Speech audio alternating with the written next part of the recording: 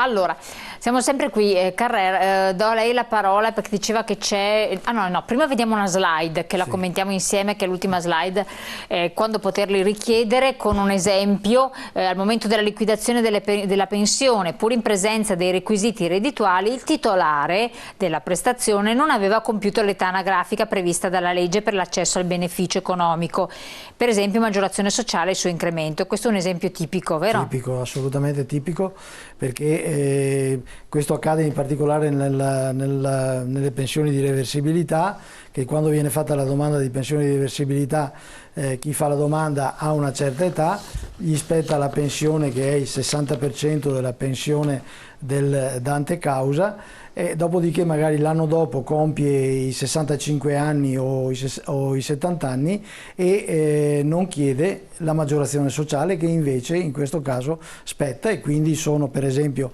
se ha superato i 70 anni, sono 125 euro al mese, che fai dai conti quanto su viene pensioni fuori. di 500-600 euro sono una cosa importante, anche perché sono al netto, perché sono al di sotto della soglia dell'IRPEF, e quindi è importante. Quindi bisogna prestare attenzione a quando alla situazione che si ha nel momento in cui si fa la domanda, e seguire, quindi fare questi controlli che noi diciamo, passando nelle nostre sedi per verificare la situazione, perché purtroppo sono moltissimi. Si verificano. Volevo chiedere questo rapidamente, ma soltanto persone che hanno una pensione bassa fanno queste scoperte, oppure può essere anche una persona che ha una pensione, non so, che sa, 1500 euro? Ci sono persone anche che hanno pensioni non basse. È capitato per esempio recentemente, purtroppo, una persona che aveva una pensione anche più che dignitosa, superiore ai 2000 euro,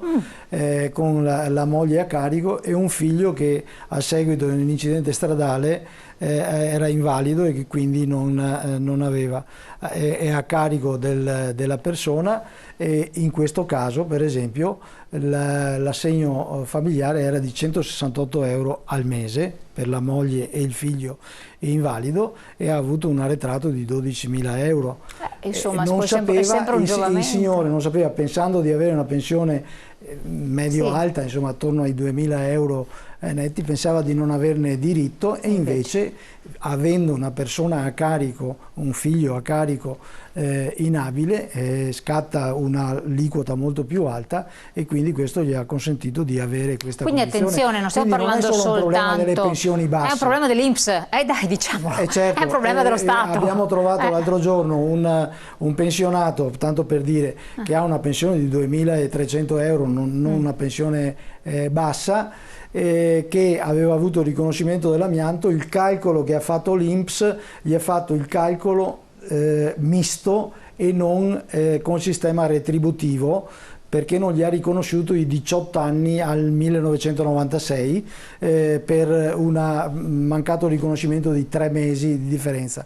La differenza sulla pensione è di 122 euro al mese, non è una cosa di poco, quindi non è un problema solo delle pensioni basse. Sicuramente noi abbiamo una grande attenzione per le pensioni basse, perché ci riferiamo a persone anziane, a persone che hanno maggiori difficoltà, eccetera.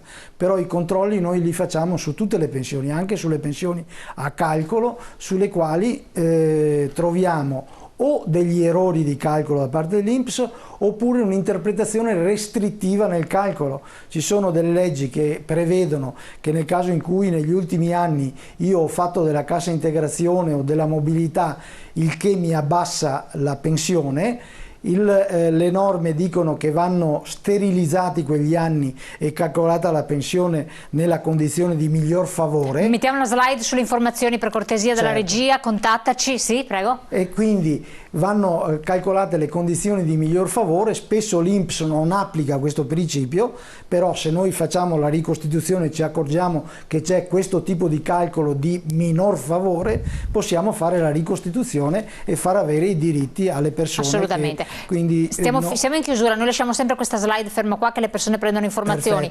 C'era qualcosa dalla regione, velocissimo? Sì, sulla regione va detto che per le persone che hanno a carico una persona invalida nel nucleo familiare c'è la possibilità di richiedere un contributo che si chiama impegnativa di cura domiciliare, che è legata all'ISEE e che può andare da 120 a 400 addirittura a 600 euro mensili di contributo. È in sostanza una conquista che anche questa abbiamo fatto, perché la Regione dà dei contributi per chi è ricoverato in casa di riposo, ma chi mantiene la persona inabile a casa può avere diritto a questa cosa. Ci riscontriamo che è poco utilizzata perché è poco conosciuta, e anche questa purtroppo, essendo una legge regionale, è legata a una domanda che deve fare la persona interessata. E allora questa è della Regione del Veneto, va chiesto anche questo, che c'è questa possibilità ulteriore. Assolutamente allora, sì. Pier Giorgio Carrer, grazie. Giuseppe Di Girolamo, io devo ringraziarla per il suo intervento. Comunque siamo arrivati al termine della trasmissione, eccolo qua, la saluto.